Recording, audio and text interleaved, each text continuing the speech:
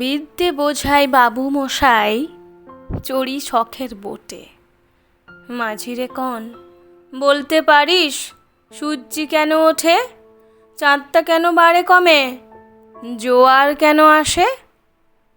বৃদ্ধ মাঝি অবাক হয়ে ফেলফেলিয়ে হাসে। বাবু বলেন, সারা জনম মরলি রে তুই খাটি, জ্ঞান বিনা তোর জীবনটা যে চারি আনাই মাটি। খানিক বাদে কহেন বাবু, বল তো দেখি ভেবে, নদীর ধারা কেমনে আসে পাহাড় হতে নেবে? বল তো কেন লবণ পোড়া সাগর ভরা পানি? মাঝি সে কয়, আরে মশাই অত কি আর জানি।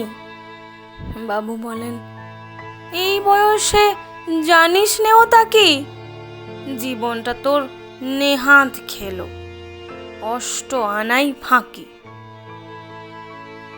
আবার ভেবে কহেন বাবু, বল তো রে বুড়ো, কেন এমন নীল দেখা যায় ওই আকাশের ওই চূড়ো?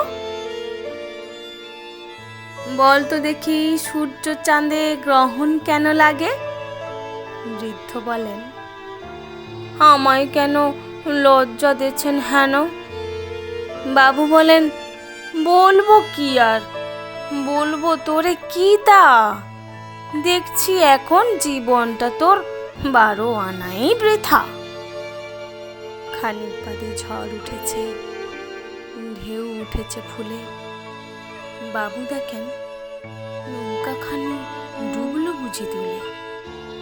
মাঝিরে কোন, এ কি আপদ ওরে ও ভাই মাঝি, ডুবলো নাকি নৌকো, এবার মরবো নাকি আজই?